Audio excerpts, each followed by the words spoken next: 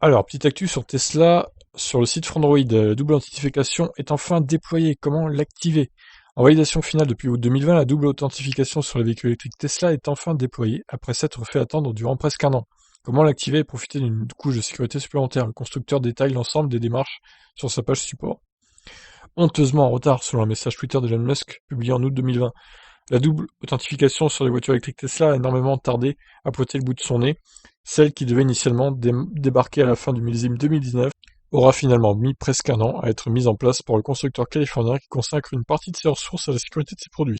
Sauf qu'Elon Musk n'a pas la même définition du temps que le commun des mortels. Les échéances annoncées par l'entrepreneur doivent généralement être prises avec du recul. Vous risquez d'être déçu autrement. Qu'importe, la double authentification est bel et bien officielle et fait l'objet d'une explication dédiée d'ailleurs, sur la page support du groupe. Alors, pour configurer l'authentification multifacteur, trois processus s'offrent à vous, sur un appareil mobile avec un QR code ou avec une clé de sécurité. Pour chaque chemin, les trois premières étapes à respecter sont identiques.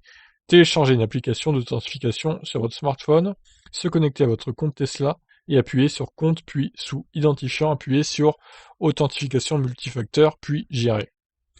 Donc sur appareil mobile, les identifiants de votre compte doivent être ensuite saisis, puis suivre des étapes indiquées, puis copier le mot de passe généré par votre application d'authentification. Retour sur le site web de Tesla pour entrer le mot de passe, la configuration est faite, un email de confirmation est envoyé.